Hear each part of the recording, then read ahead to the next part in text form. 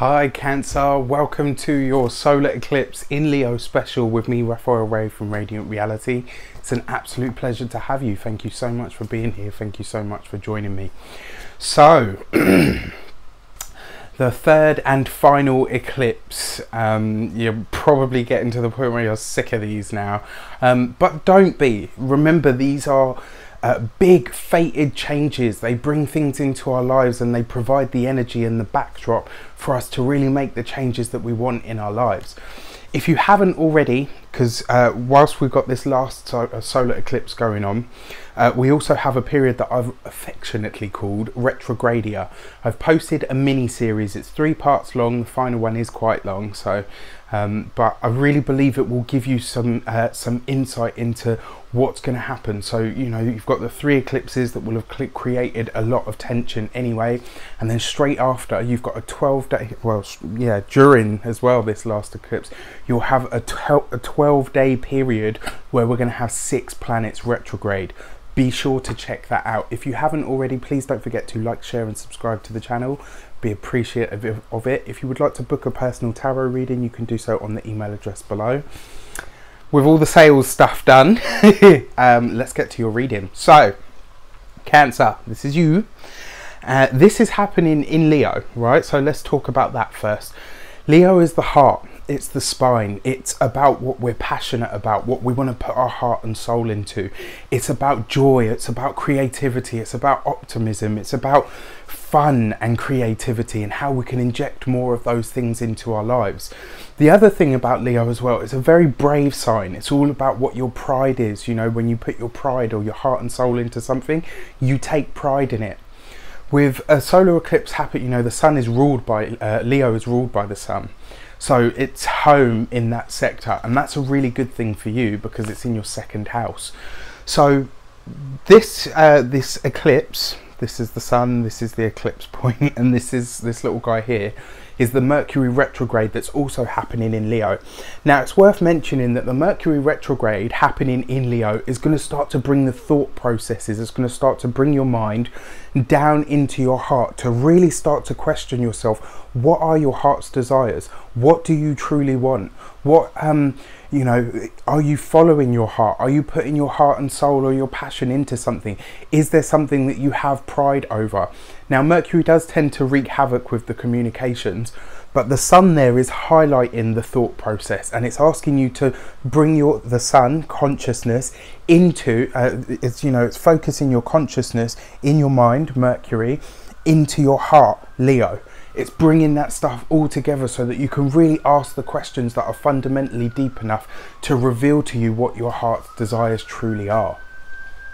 Now, this is happening in your 2nd house, which means your 2nd house is all to do with your money. It's about the business that you own, or the money that you earn from the business that you own. It's about your job and the money that you earn from that. It's about any of your personal way of earning money. It's about your personal income.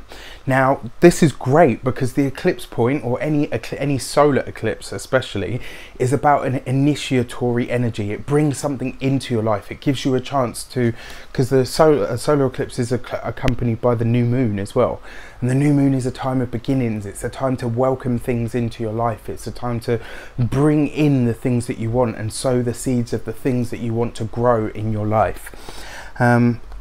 So yeah, this could see you getting really serious about chasing that promotion. It could see you really deciding to do what it is that you need to do in order to take a level up, in order to increase your earning potential. In other news, in other ways, it can also see you thinking about starting some kind of business, or utilizing some of the you know, some of your ideas to turn them into money spinners, which is really exciting. So you've already had a solar eclipse in your sign, which is a massive reset button because it gives you a chance to really reset your life. It gives you a chance to really start afresh. Then you had a lunar eclipse, full moon lunar eclipse in your 10th house in Aquarius, which asked you to look at your career. Now you're having a solar eclipse in Leo, which is your second house, which is all to do with your personal, your personal finances and your income. This can see you really making big strides, certainly over the next 3 to 6 months, on how you can create something of lasting value. And more importantly, going into value, the second house is about your values, about your personal values. What do you value? What do you care about? What do you love? And the fact that Leo, this is happening in the sign of Leo, brings even more of that energy. It's about following your heart's true desires. The square to Jupiter, I believe, is going to offer you some kind of... So when we have a square energy, it's an energy of uncomfort, but it's the kind of energy that you need, because it forces you to level up and master something. When you have a square take place in your chart, it makes you uncomfortable enough to make the changes that you need to gain your truest heart's desires. Truest heart's desires, Leo, deepest desires, things that you really, really want at a deep level. Scorpio is all about your deepest desires, the things that you don't share with anybody, the things that you're really, really motivated by and for. This square energy is going to make you uncomfortable enough in your financial existence, in your value system, in your self-esteem, to really make some big changes, to really decide to do something with any ideas that you've got, and also to start seeking the kind of comfort and security that Cancers crave. You always look for security and comfort.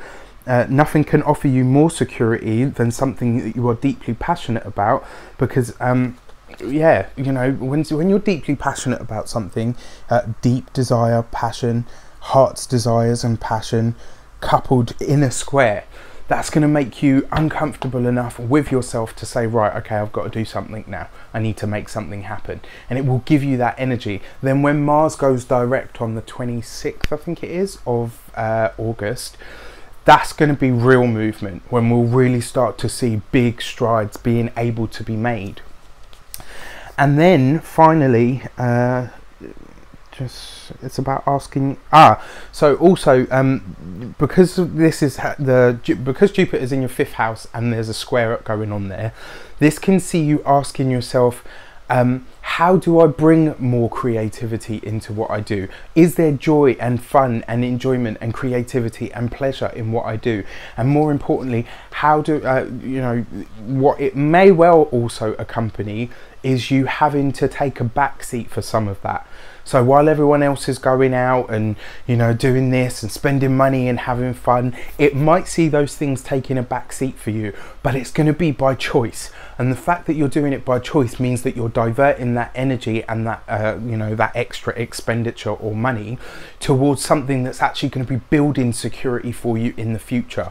These little mini sacrifices now will amount to something very big in your future.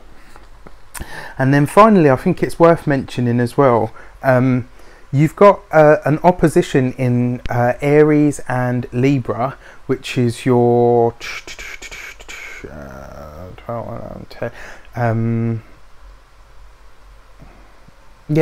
is your 10th house.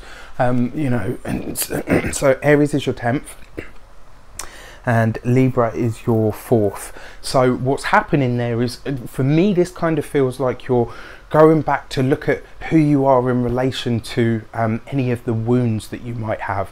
So any of the things that have hurt you, in your past, certainly from your childhood, you can be looking at how they impacted your personal image.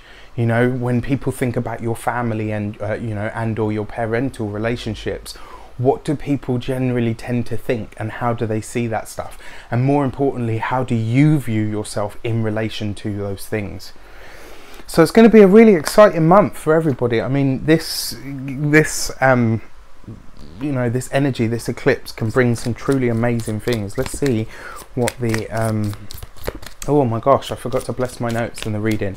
I would like to bless these cards with all forms of love, light, peace, prosperity and abundance, and I pray that whatever message comes through is ultimately clear and concise, and it helps you on your path to your highest vibrational good.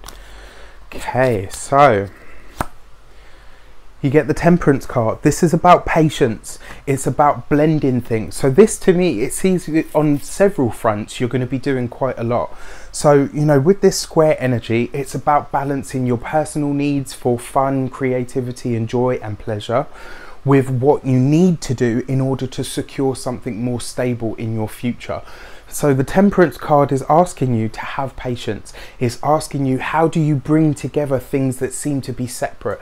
How do you marry and combine ideas that seem to be contradictory even? This is about alchemy. It's about turning what you have into pure gold. And if you look inside, Cancer, you will find everything that you need. I wish you an abundance of love, light, peace, prosperity and abundance itself. Have an amazing eclipse season, and remember, this is like a toolbox. It's a gift. It's going to unpack itself over 3 to 6 months. It's not just going to arrive and it's one event. And you know, I've tried to give you some more background because there's always other things happening in our charts. So take care and I'll see you soon.